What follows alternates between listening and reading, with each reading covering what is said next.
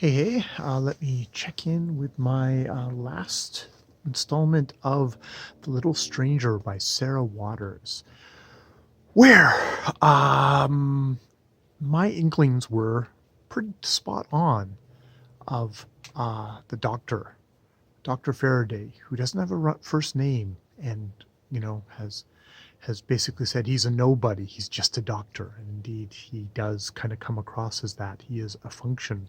He is a function of the novel. He is a function of the hundreds, the house, or of this society.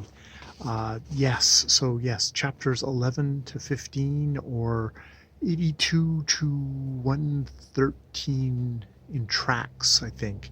Um,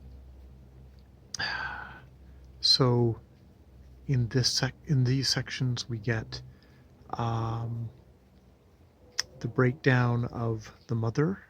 I can't remember if we talked about, yes, her being up in the nursery and being trapped in and cutting her wrists. Yes, we did that. Cutting her wrists on the window pane, and him deciding, okay, we need to bundle her off. She is mentally off. She needs to be institutionalized like her son. Um, and she and Caroline is reluctant and kind of puts him off. And he reluctantly says, "Yes, okay, fine. We'll come back in the morning." And unfortunately, in the meantime, they find her. She's hung herself by a silk robe silk robe belt off of, and she's dead. She is dead. At which point he's strangely kind of elated. He's really back in the saddle. And indeed, once this is over and like they've buried her, like on the day of her funeral, he's pressing her to get married. Like, let's set a date. A month from now? 6 months from now? And he basically bulldozes her into it. Um, and he's spending money that he doesn't have on a dress and a ring. Um, but when he comes to her, she's like, "I don't actually love you. I'm grateful for what you've done, but I shouldn't marry you out of gratitude, should I?" And he gets really pissy and tells, and says, and basically tells her, like, "Well, you're free now, aren't you? You've gotten what you wanted. You got your mother and your brother are both dead, and now you can sell your brother's committed and your mother's dead. You can sell the house because you've got the power of attorney," which she tells him, and that's what she's planning on doing. He gets really pissed because I think he gets really pissed because she's letting go of the house. And indeed, she says to him before this, it's like, "You wouldn't really actually care about me if it wasn't that I was connected to this place, that I owned this place." And he's like, "Well, you're glad that your mother's dead, and you're glad that your brother, you've engineered things, haven't you? And you used me. And yes, I'm not good enough for you because I'm lower class." He's definitely got all the class resentments, which, to be fair, are definitely there, definitely present there. I mean, this is England of this time, but it's also it's been well established in the novel as well. But it's also just an accurate portrait of the class-bound system, very much. And we've seen the aristocracy and basically all that going like, "Oh God, we have a labor government in at the moment. We'll just have to wait until the conservatives come in, and then we'll be okay again." And it's like, yeah, they'll be fucking the poor instead of fucking the rich. Um, or the aristocracy, some of them who aren't particularly rich, but um, and she's like, "Yeah, we're done. We are done." And he goes away, and we get a lot of him. It's like him either drinking or him kind of doing his doctoring stuff. And I mean, one thing of helping a family where the father has got appendicitis, and they're trying like to draw the poison out. They've got kind of all this superstitious stuff about it. And they finally, it's like he's going to die if we don't get him to a hospital. They finally do get him to the hospital, and they're afraid because they just don't have the money for it, because it still hasn't come in. The labor, the labor um, pushed public health, which all the doctors are not happy about. They're worried about that they're not going to make money. It's interesting, like a caring thing, but people are people. It's like, yeah, well, that's great for everybody, but am I going to make less money out of this?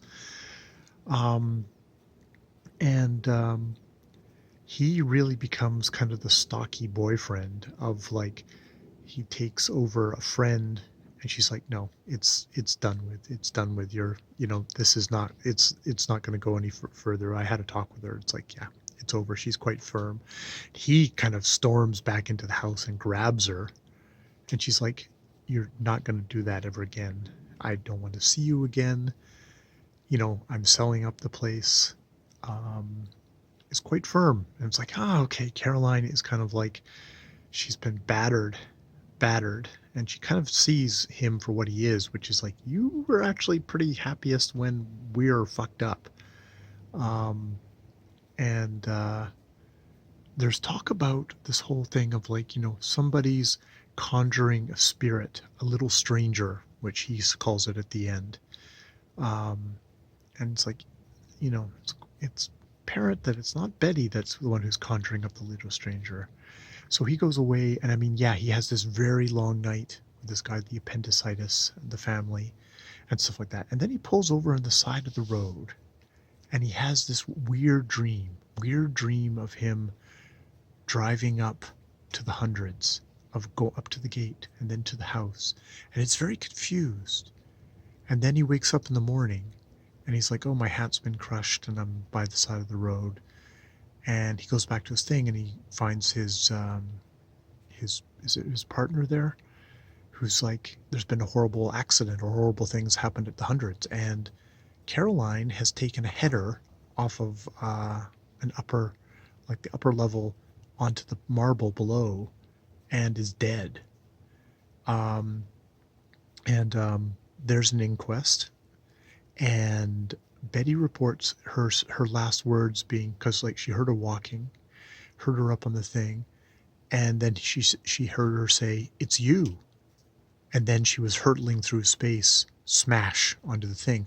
And Betty didn't see anyone, didn't think there was anyone up there. And she launches into the whole ghost story thing, which basically kind of discredits her as a thing, and saying, like, oh, and Carolyn believed that too. It's like, oh, well, now we know what her state of mind was. So she's obviously did death by probably mental disturbance and stuff like that.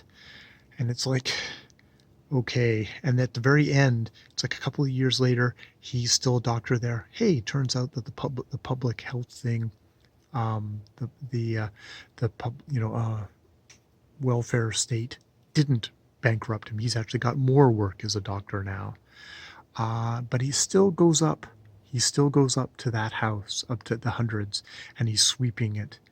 And he's looking around, and he's thinking about, like, the little stranger, this idea of kind of a spirit conjured by somebody's kind of inner needs or inner wants.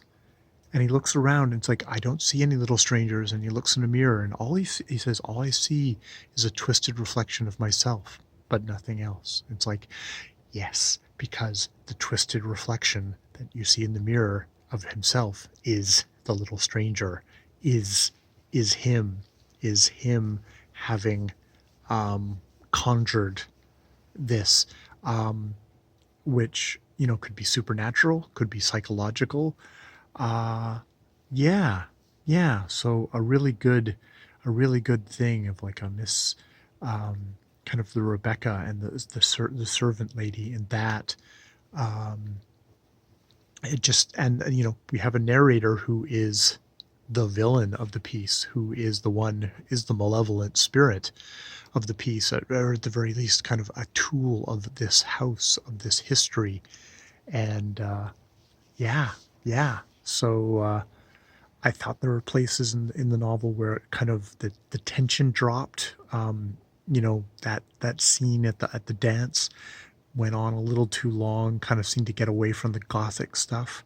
But and I mean, I guess that was there to kind of build up the Dr.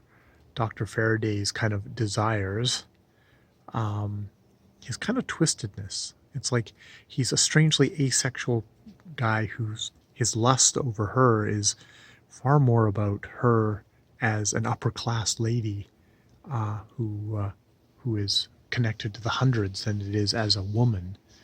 I don't think that's what gets him off, that excites him. Um, and just the idea also of like him being a doctor and the rational being used to kind of explain away uh, all the all of all of kind of the inner lives of these people, medicalize everything, um, minimize, label, and dismiss, and just push away. You know, he was in no danger at an inquest because he is a creature of that world. He is a perfect cog in that machine that quickly crushed and consumed the heir's family. So yeah, Sarah Waters, another interesting novel. I don't think it was as affecting to me or as shocking. It's sort of one of these things of it's a slow burn. Um, it's not trying to go for kind of a twist ending or anything like on that. Like I think it's so you're supposed to be pretty much as the novel goes along, you kind of realize exactly what kind of a dude Dr. Faraday is. Um, but it's interesting like how gradually and smoothly it accomplishes that. Um, so yeah. I'm gonna try and do a efficient, good review of that. Try and use a some kind of a review template, kind of clicking through areas to answer questions to try and get myself off of doing what I'm doing here, which is just a recitation of me thinking out the plot of the book and the story and the characters, but to think about language, plot, structure, character, various things with a little synopsis at the beginning. I'm going to try and do that again. That's my one of my goals for 2020 is to try and do that on the main channel of doing find a structure that'll make my reviews more efficient, more to the point, and probably more comprehensive as a result too, because I'm going to try and not just get bogged down in my recitations, but actually take a step back using some questions. All right. Like, yes. All right. More videos later.